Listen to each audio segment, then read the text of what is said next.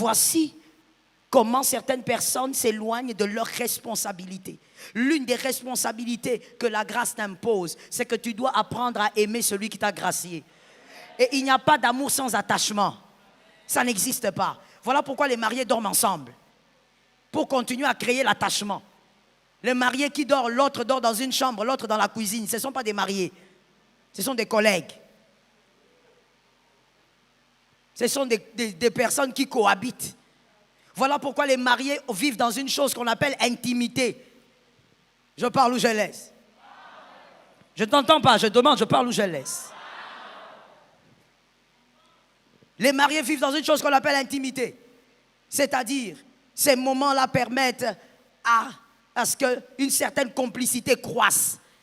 L'attachement, ça crée aussi de l'attachement. Voilà pourquoi la Bible dit, celui qui s'attache à une prostituée. Tu ne connais pas le verset? Qu'est-ce que la parole dit? Celui qui s'attache avec une prostituée. Pourquoi? C'est l'attachement, l'attachement. Voilà pourquoi la Bible interdit cet acte-là plus que tout. C'est parmi les péchés les plus dangereux. Parce que ça crée l'attachement, vouloir ou pas, mon frère, ne nous raconte pas n'importe quoi. Quand tu couches avec une femme qui n'est pas la tienne, il y aura l'attachement.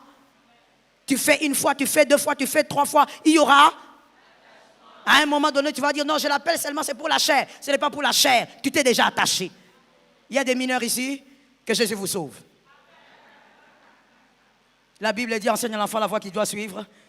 Lorsqu'il grandira, il ne s'en détournera pas. Donc écoute ça seulement malgré ton âge. L'attachement. On ne peut pas aimer sans s'attacher. Mais écoutez bien ce que moi j'ai constaté. La folie de l'être humain. Vous vous attachez aux personnes qui constatent la grâce et vous vous éloignez de Dieu. Vous vous éloignez du donneur de la grâce. Tu aimes les hommes plus que Christ. Pour les hommes, tu as le temps. Pour Dieu, tu dis, je vais trouver le temps.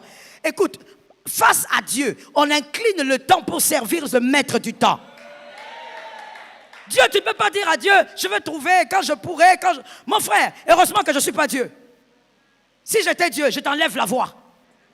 Tu fais 2 pas, je te rends paralytique. Tu ne réalises pas la grâce. N'aime pas les hommes que tu vois ici plus que celui qui t'a fait grâce. Jésus a plus d'importance que tous ces hommes-ci. Donne-moi un amen parce que je suis scandalisé. Donne-moi un autre amen. Jésus est plus grand que tous ces hommes que tu vois là. Oh, arrête de courir derrière les hommes, cours derrière Jésus. C'est lui qui t'a gracié. Ma soeur, tu sais pourquoi nous te voyons? Parce qu'il y a quelqu'un qui t'a visibilisé. Attache-toi à celui qui t'a visibilisé. Ne confonds pas les choses. Irresponsabilité. Il t'a gracié, tu t'éloignes de lui, tu n'as plus le temps pour lui. Maintenant, tu as le temps pour tes amis. La bière que tu ne buvais pas, tu commences à boire. Regarde comment tes nerfs sont tout le temps tendus. Tu as bu la bière à l'âge adulte. Quand on te regarde, ton cerveau, ton crâne, c'est comme s'il y a un problème. Comme quelqu'un qui vient du scanner. Tout ça pourquoi? Parce que tu as cru que lorsque l'Éternel vous met au large d'une certaine manière, il y a certaines choses qu'on doit faire qui manifestent la richesse. Mon frère, la vraie richesse, c'est d'aimer Jésus. Tu me donnes un deuxième amen avec autorité. La vraie richesse, c'est d'aimer Jésus. Attache-toi à Jésus. Mon frère, tu sais si moi je t'aime, c'est parce que Jésus t'a aimé. Je te dis la vérité. Tu sais pourquoi je n'aime pas les démons? C'est pas parce que les démons m'acculent. Je n'aime pas les démons parce que Dieu n'aime pas les démons. C'est tout. Toi, tu crois qu'aujourd'hui, si Jésus me dit ne l'aime pas, je vais t'aimer. Tu rêves. L'irresponsabilité. Tu oublies celui qui t'a gracié. C'est Jésus qui t'a gracié. Que quelqu'un me donne un amen normal. Tu commences à aimer ton mari plus que Jésus. Qui t'a ensorcelé? Qui t'a envoûté? Tu aimes ta femme plus que Jésus. La femme, tu verras comment elle va te laisser dans les jardins d'Éden. Toi, tu ne connais pas la femme? Que les hommes me donnent un amen. Les hommes, donnez-moi un amen. Toi, tu connais la femme? Tu joues avec la femme. La femme, elle est capable de porter un habit rouge. Tu lui dis c'est rouge, elle dit c'est jaune. La femme, elle est capable de te donner le poisson sur l'assiette. Tu dis, pourquoi tu m'as servi du poisson? Elle dit, oh, mais je t'ai servi du poulet. La femme est un être étrange. Voilà pourquoi on dit toujours, il y a eu un secret le jour qu'on l'avait créé entre elle et Dieu. Comment tu vas aimer une créature plus que celui qui t'a gracié? Si certaines personnes te saluent avec respect, c'est à cause de Jésus. Tu n'as pas compris.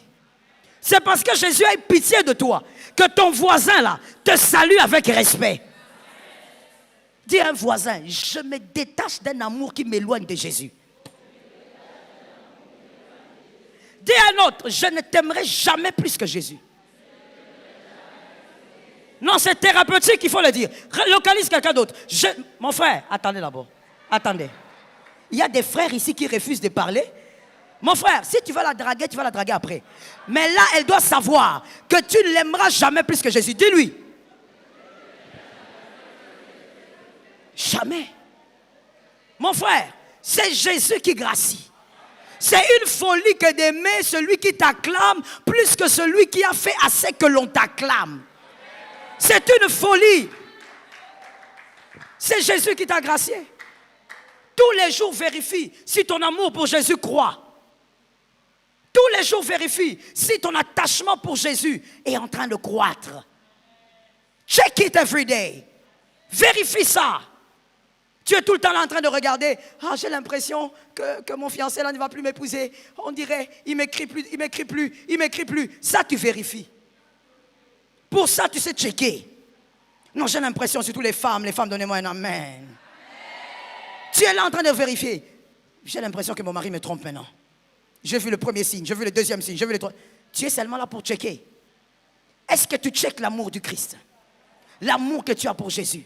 Ça grandit ou ça régressé? Bientôt, c'est l'année prochaine. Est-ce que tu évolues dans ton intimité avec Jésus? Quelle irresponsabilité!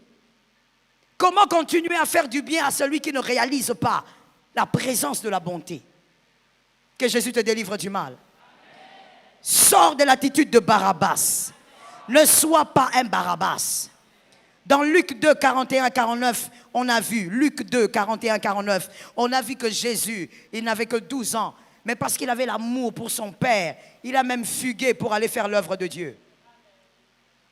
Quand on lui pose la question, il dit, attendez, pourquoi vous me cherchez? Je suis allé faire l'œuvre de mon Père. À 12 ans, toi tu as quel âge?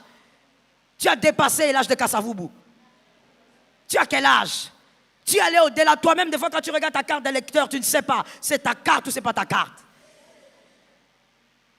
Quand c'est ton anniversaire, tu ne sais même plus quel âge tu as. Tellement que tu as trop changé. Jusqu'à cet âge, toi, tu ne sais pas mettre la place de l'amour du Christ. Jusqu'à cet âge. L'amour du Christ doit avoir la plus grande pondération. Dis à ton frère, l'Éternel doit être ton premier amour.